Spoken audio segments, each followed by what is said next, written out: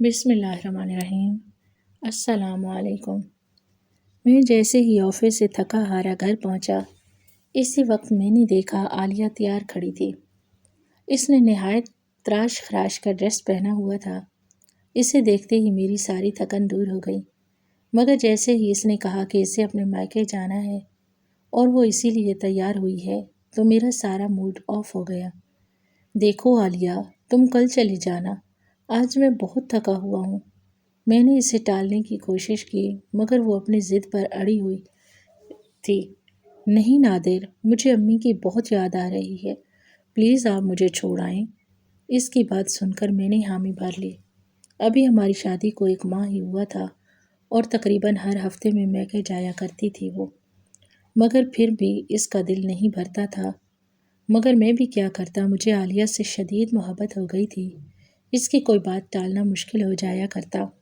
مجبوراً میں نے اسے تھوڑا انتظار کرنے کا کہا اور فریش ہو کر اسے میکے لے کر پہنچا۔ اس نے کہا تھا کہ میں اسے رات کو لینے آؤں۔ میں نے جلدی سے واپسی کا راستہ لیا کیونکہ میں بہت تھکا ہوا تھا۔ آج طبیعت بھی کچھ اچھی نہیں لگ رہی تھی، مگر یہ بات میں عالیہ کو نہیں کہہ پایا۔ میں نے جیسے ہی گیٹ کے سامنے اپنی کار روکی تو اچانک میری نظر میری پڑوسی کے گھر کی طرف اٹھی تو مجھے شدید حیرت کا جھٹکا لگا کیونکہ ان کے ٹیرس پر جو تار لٹک رہی تھی اس میں ہو بہو وہی جوڑا لٹک رہا تھا جو میں نے ابھی ابھی عالیہ کو پہنے ہوئے دیکھا تھا۔ وہی رنگ، وہی پرنٹ۔ میں کافی دیر تک اسی طرف دیکھتا رہا۔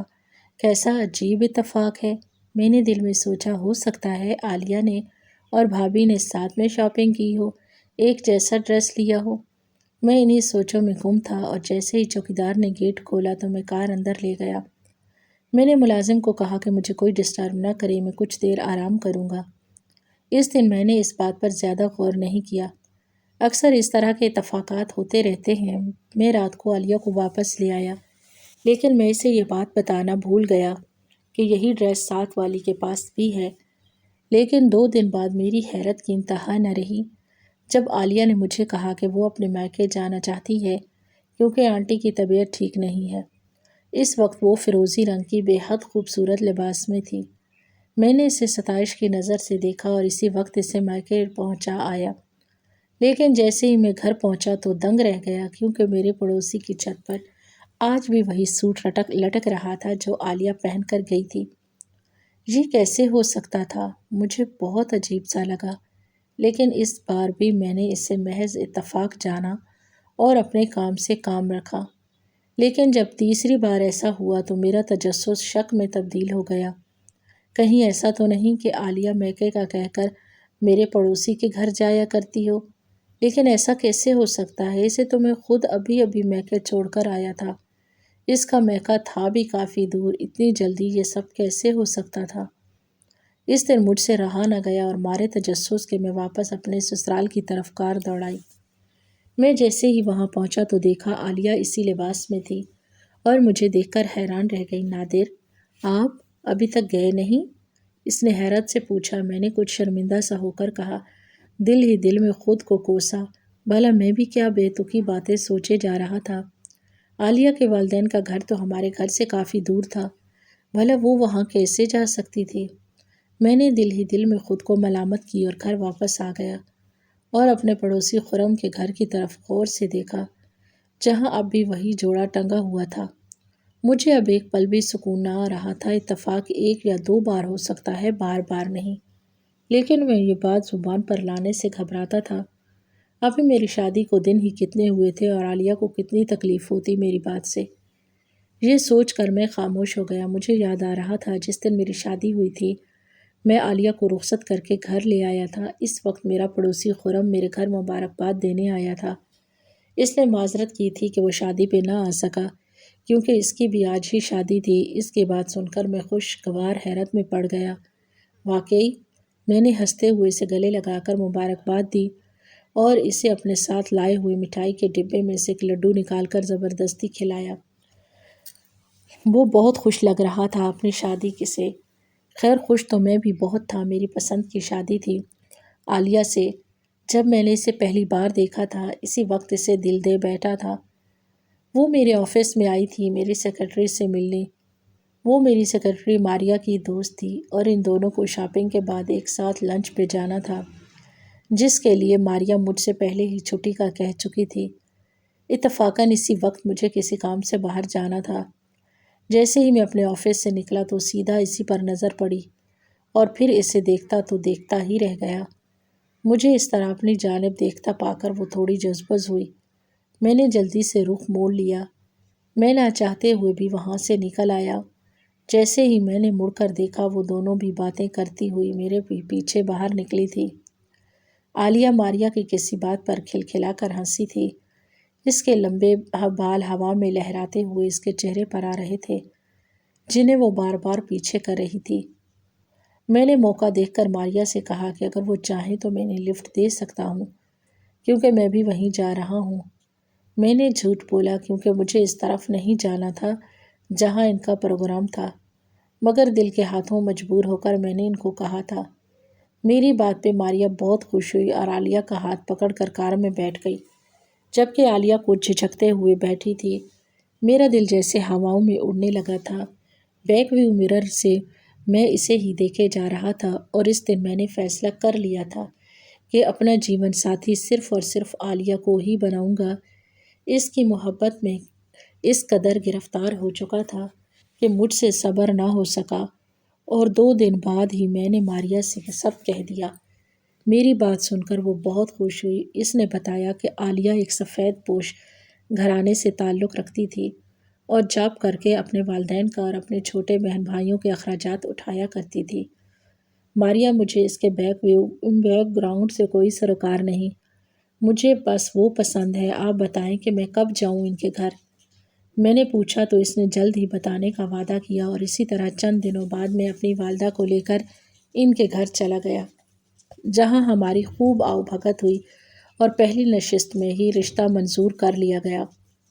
میری خوشی کا کوئی ٹھکانہ نہ تھا۔ امی جان بھی تیاریوں میں مصروف ہو گئی تھی کیونکہ وہ میرے ساتھ نہیں رہتی تھی۔ ان کو اپنے گھر کے سوا کہیں مزہ نہیں آتا تھا، جبکہ میں جاب کی وجہ سے اسلام آباد میں رہتا تھا، جہاں ایک بہت بڑی کمپنی میں مجھے بہترین پوسٹ پر رکھا گیا تھا اور یہ بنگلہ کار سب انہی کی طرف سے تھا۔ مجھے بہت اچھا پیکیج دیا جاتا اور بونس وغیرہ بھی ملتا تھا۔ اگر کبھی ملک سے باہر جانا پڑتا تو اور زیادہ رقم دیا کرتی تھی کمپنی۔ میں اپنی جاب اور لائف سٹائل سے بہت مطمئن تھا۔ جب سے میری زندگی میں عالیہ آئی تھی، اب تو لگتا تھا کہ کوئی کمی نہیں تھی زندگی میں۔ میں ہر وقت اللہ تعالیٰ کا شکر ادا کرتا۔ عالیہ بھی میرا بہت خیال رکھا کرتی تھی اور وہ ہر لحاظ سے ایک بہترین جیون ساتھی ثابت ہوئی تھی۔ مگر جب سے یہ سلسلہ شروع ہوا تھا میری راتوں کی نیندیں حرام ہو گئی تھیں۔ اب تو میں عالیہ سے کوئی بات بھی نہیں کر پاتا۔ جب بھی وہ میکے جانے کا کہتی مجھے شدید غصہ آ جایا کرتا۔ ایک دن میں چلا اٹھا، سارا دن امی کے گھر جانے کے بارے میں سوچتی رہتی ہو، ایک بار بھی تمہیں میرا خیال نہیں آتا کہ میں کیا چاہتا ہوں؟ میری آواز اونچی ہو گئی تھی جسے سن کر وہ سہم گئی تھی۔ کیا ہو گیا ہے نادر؟ مجھ سے کوئی غلطی ہو گئی؟ وہ اچانک سے آنسو بہانے لگی۔ اس کے حسین چہرے پر خوف کے آثار تھے، جیسے اس نے کوئی بھوت دیکھ لیا ہو۔ میرا دل اسے اس طرح دیکھ کر پگھل گیا اور میں نے اس سے اپنے رویے کی معافی مانگی اور کچھ ہی دیر بعد اسے اس کے میکے چھوڑ آیا۔ لیکن واپسی پر پھر وہی جوڑا مجھے خرم کے گھر لٹکا ہوا دکھائی دیا۔ مجھے وحشت ہونے لگی تھی۔ میں اپنی کن پٹیوں کو دبانا شروع کر لیا۔ ایسا لگ رہا تھا جیسے کوئی میرے سر پہ ہتھوڑے برسا رہا ہو۔ ہر بار میں تصدیق کرنے واپس جایا کرتا اور عالیہ اس کے گھر والے مجھے عجیب نظروں سے دیکھا کرتے اور میں کوئی نہ کوئی بہانہ بنا کر وہاں سے الٹے قدموں واپس آ جاتا۔ کیا ہو رہا تھا میرے ساتھ کچھ سمجھ نہیں آ رہا تھا۔ اب تو عالیہ بھی مجھ سے خفا رہنے لگی تھی۔ میں سارا دن چڑچڑا رہنے لگا تھا۔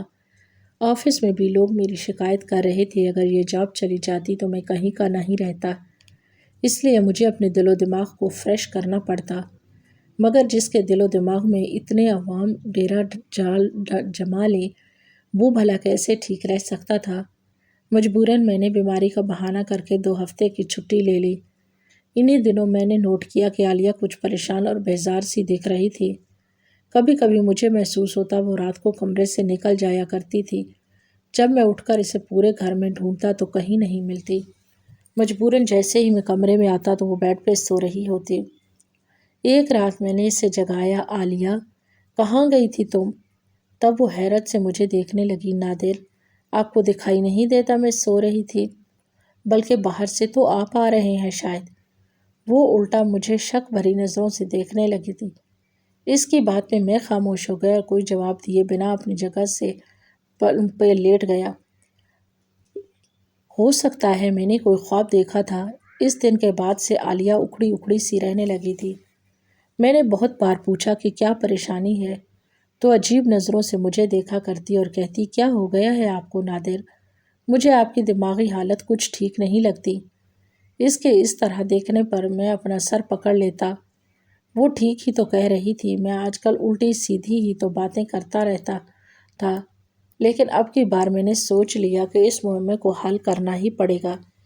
جیسے ہی عالیہ کو میکے چھوڑ کر واپس آیا تو حسب معمول وہی جامنی رنگ کا جوڑا خرم کی چھت پر ٹنگا ہوا ملا۔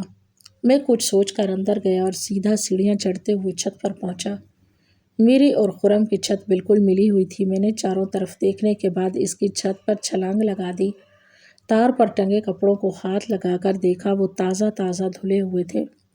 ان میں سے پانی ٹپک رہا تھا۔ میں نے قمیض کے دامن کو بیچ میں سے پھاڑ ڈالا اور نفرت سے ان کپڑوں کو دیکھنے لگا جنہوں نے میری زندگی عذاب کر دی تھی۔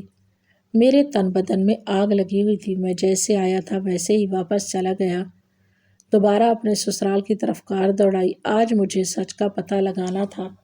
آج دودھ کا دودھ اور پانی کا پانی ہونے والا تھا۔ میں نے تیز رفتاری سے کار چلائی تھی اور جیسے ہی دروازہ کھٹکھٹایا، عالیہ نے ہی دروازہ کھولا۔ وہ مجھے دیکھ کر حیران نہیں ہوئی تھی کیونکہ میں ہمیشہ ہی واپس آ جایا کرتا تھا، مگر اسے دیکھ کر میرے پیروں تلے سے زمین نکل گئی کیونکہ اس کی قمیض کا دامن بیچ میں سے پھٹا ہوا تھا، بالکل ویسے ہی جیسے میں نے پھاڑا تھا۔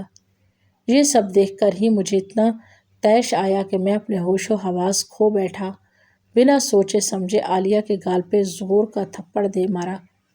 وہ اس حملے کے لیے تیار نہیں تھی، چکرا کر گر پڑی۔ زور زور سے چلا کر سب کو بلانے لگی، امی، بھائی، ابو۔ اس کے اس طرح چلانے پر سب اکٹھے ہو گئے تھے اور مجھے کچھ دکھائی نہیں دے رہا تھا۔ میں نے اس کا ہاتھ پکڑ کر کھینچا، چلو میرے ساتھ۔ میں بھی چلایا، کیا ہو گیا ہے بیٹا؟ آپ ایسا کیوں کر رہے ہیں؟ میرے ساس سسر حیران و پریشان بیچ میں آ گئے، پوچھنے لگے۔ میری سانس پھول گئی۔ آپ یہ سب اپنی بیٹی سے کیوں نہیں پوچھتے؟ کس کو بے وقوف بنا رہی ہے؟ یہ میں اس کی طرف اشارہ کر کے ان کو بتانے لگا۔ مگر بیٹا اس نے کیا کیا ہے؟ میرے سسر نے میرا ہاتھ تھام کر نرمی سے پوچھا۔ انکل اس سے پوچھے اس کی قمیض کیسے پھٹی؟ میں نے اپنے تنفس پہ قابو پاتے ہوئے بمشکل کہا۔ میری بات پہ وہ سب چونک کر ایک طرف دوسرے کو دیکھنے لگے۔ لیکن اس کی قمیض تو ابھی ابھی گیٹ سے اندر آتے ہوئے دروازے پہ لگی کیل میں پھنس کر پھٹی ہے بیٹا۔ وہ سب یک زبان ہو کر مجھے بتانے لگے اور عالیہ ابھی تک زمین پہ بیٹھی آنسو بہائے جا رہی تھی۔ نہیں نہیں، یہ نہیں ہو سکتا۔ آپ سب لوگ اس کے ساتھ ملے ہوئے ہیں، اس کے جھوٹ میں اس کا ساتھ دے رہے ہیں۔ میں اب آپے سے باہر ہو چکا تھا اور عالیہ کو زبردستی گھسیٹتا ہوا وہاں سے لے آیا۔ اس کے والدین التجائیں کرنے لگے مگر مجھے کچھ سنائی نہیں دے رہا تھا۔ سارے راستے عالیہ روتی رہی مگر اب مجھے اس پر ترس نہیں آ رہا تھا۔ گھر پہنچ کر میں اسے بالوں سے پکڑا، بتاؤ کیا چکر ہے تمہارا خرم کے ساتھ؟ میری بات پہ اس کے چہرے کا رنگ اڑ چکا تھا۔ یہ آپ کیا کہہ رہے ہیں نادر؟ وہ چیخی، لیکن مجھے اب اس کی پرواہ نہیں تھی۔ میں کوئی گرا ہوا بے غیرت انسان نہیں تھا جو آنکھوں دیکھی مکھی نگل لیتا، مگر وہ مسلسل انکار کیے جا رہی تھی۔ میرا غصے سے برا حال تھا۔ میں نے اسے کہا کہ اگر وہ سچ بتا دے گی تو میں اسے کچھ نہیں کہوں گا، بس وہ ایک بار اپنی بات مان لے۔ مجھے لگ رہا تھا میری رگیں پھٹ جائیں گی۔ تبھی اچانک میں نے دیکھا وہاں پولیس پہنچ گئی تھی اور ایک لیڈی کانسٹیبل نے آتے ہی عالیہ کو میرے ہاتھوں سے چھڑایا اور اسے صوفے پر بٹھا کر اس کا بیان لینے لگی، جبکہ مجھے ہتھکڑی پہنا دی گئی تھی۔ یہ سب کیا ہے؟ میں چلایا۔ یہ تو بیٹا اب آپ کو تھانے چل کر پتہ جائے گا۔ وہ ایس ایچ او ہنسنے لگا اور مجھے گھسیٹتا ہوا پولیس کی گاڑی میں ڈالا، جبکہ جاتے وقت میرے کانوں میں عالیہ کی آواز مسلسل گونجتی جا رہی تھی، یہ میرا شوہر پاگل ہے، پہلے دن سے ہی اس پہ پاگل پن کے دورے پڑتے آ رہے ہیں۔ یہ عالیہ پولیس کو بتائے جا رہی تھی اور مجھے اپنے کانوں پہ یقین نہیں آ رہا تھا۔ وہ جسے میں نے دل و جان سے چاہا تھا وہ کیا کہہ رہی تھی۔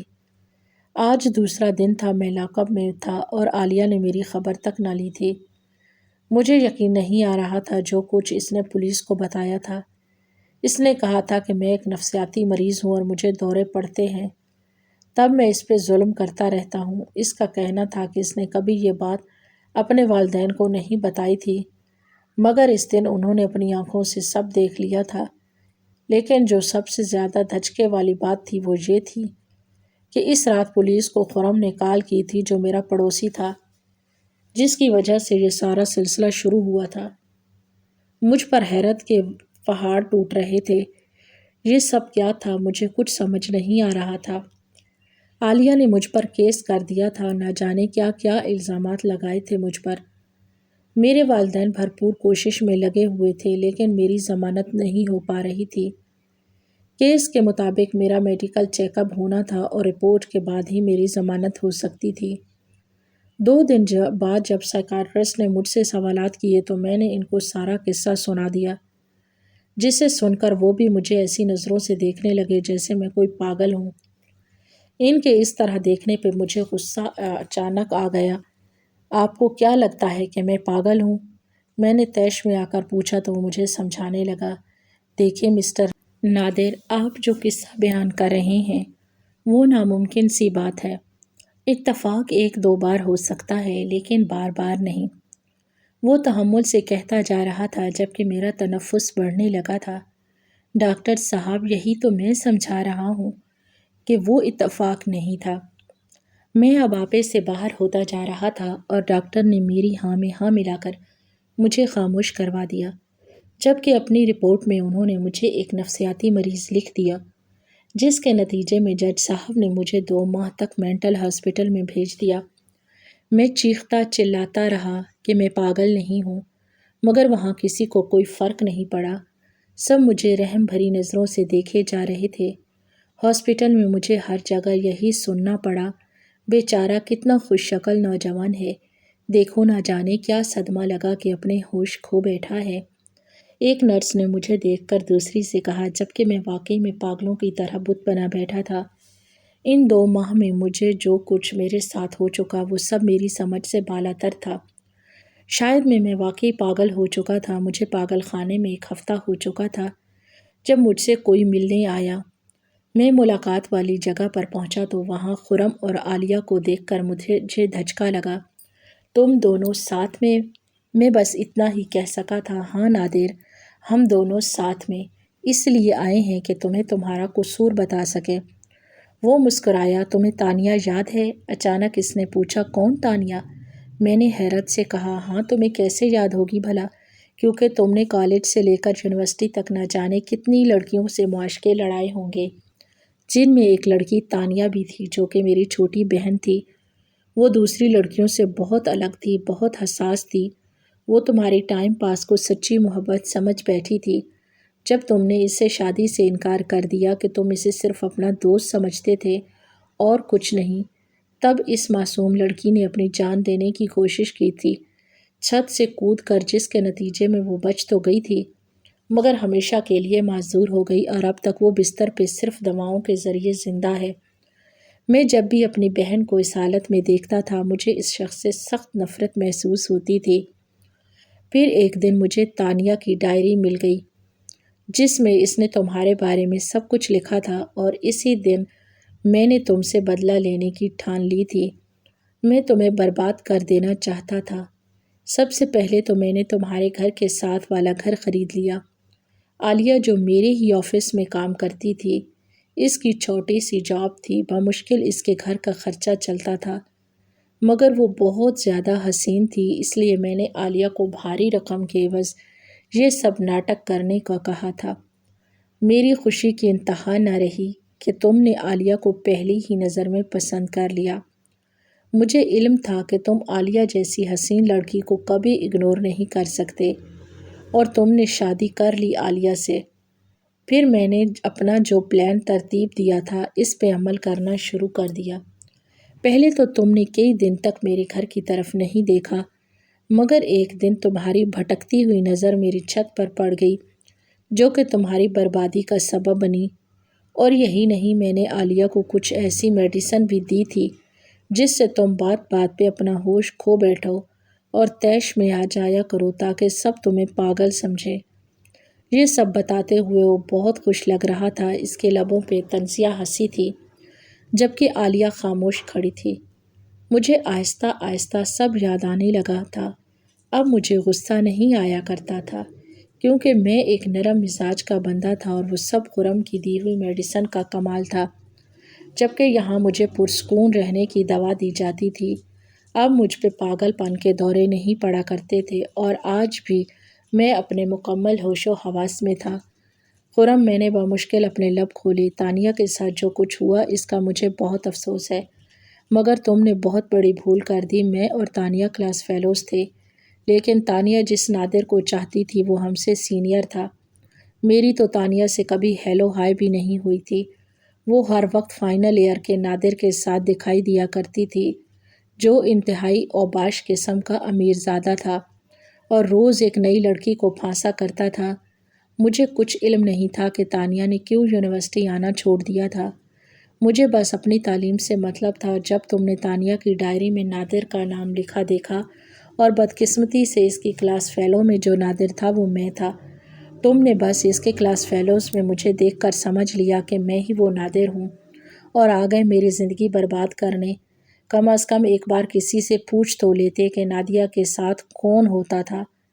صدمے اور تکلیف سے میرا برا حال تھا۔ مجھے اس جرم کی سزا ملی تھی جو میں نے کیا ہی نہ تھا۔ میری کہانی سن کر خرم اور عالیہ صدمے میں آ چکے تھے۔ ان دونوں کے چہرے دیکھنے لائق تھے، جبکہ میں مطمئن تھا کہ میں نے کوئی گناہ نہیں کیا تھا۔ اس دن تو وہ دونوں چلے گئے اور وہ 2 دن بعد مجھے رہائی مل گئی تھی۔ خرم نے اپنا جرم قبول کر لیا تھا اور عالیہ نے بھی۔ جب مجھے علم ہوا تو میں نے جلد ہی اپنے وکیل سے بات کی اور ان دونوں کو معاف کر دیا۔ میں جانتا تھا انہوں نے جرم کیا تھا، مگر عالیہ نے غربت سے تنگ آ کر یہ آفر قبول کی۔ اس کے بیمار والد کی دوائیاں اور گھر کے اخراجات وہ پورے نہ کر پا رہی تھی، اور خرم نے بدلے کی آگ میں یہ سب کیا تھا۔ میں اپنے گھر واپس آ چکا تھا، لیکن مجھے شدید حیرت کا جھٹکا لگا جب میں نے وہاں عالیہ کو اپنا منتظر پایا۔ عالیہ، تم یہاں؟ ہاں نادر، میں آپ کی گناہ گار ہوں، مجھے معاف کر دیں۔ اگر تھوڑی سی بھی جگہ ہے آپ کے دل میں میرے لیے تو مجھے اپنی زندگی سے نہ نکالیں۔ مجھے آپ سے محبت ہو گئی ہے نادر۔ آپ جیسا انسان آج تک میں نے اپنی زندگی میں نہیں دیکھا۔ میں آپ کو ہرگز کھونا نہیں چاہتی۔ وہ سسکتے ہوئے میرے قدموں میں گر گئی تھی، اس کا پورا وجود کانپ رہا تھا۔ میں لاکھ اس سے نفرت کرنے کی کوشش کرتا، مگر یہ دل اس کے ایک آنسو پہ بہنے پر پگھل چکا تھا۔ وہ اب بھی میری منقوہ تھی۔ میں نے اسے شانوں سے تھام کر اٹھایا، اس کے آنسو پوچھے، اور اگر تم واقعی میں اپنے کیے پر شرمسار ہو تو عالیہ میں تمہیں معاف کرتا ہوں، مگر یہ یاد رکھنا کہ میں بھی انسان ہوں، بار بار معافی شاید نہ دے سکوں۔ میری بات پر وہ پھوٹ پھوٹ کر رونے لگی، اور میں نے دل میں سوچا یہ ندامت کے آنسو ہیں۔ اس کا مطلب عالیہ کو واقعی مجھ سے محبت ہو گئی تھی۔ میں رب العالمین کا شکر ادا کرتے نہ تھکتا، جس نے مجھے میرا مان مرتبہ واپس دلا دیا تھا، ورنہ ایک غلط فہمی کی بنیاد پر میری زندگی تباہ ہونے جا رہی تھی۔ اس لیے سیانے کہتے ہیں کہ کوئی بھی فعل سوچ سمجھ کر کرنا چاہیے۔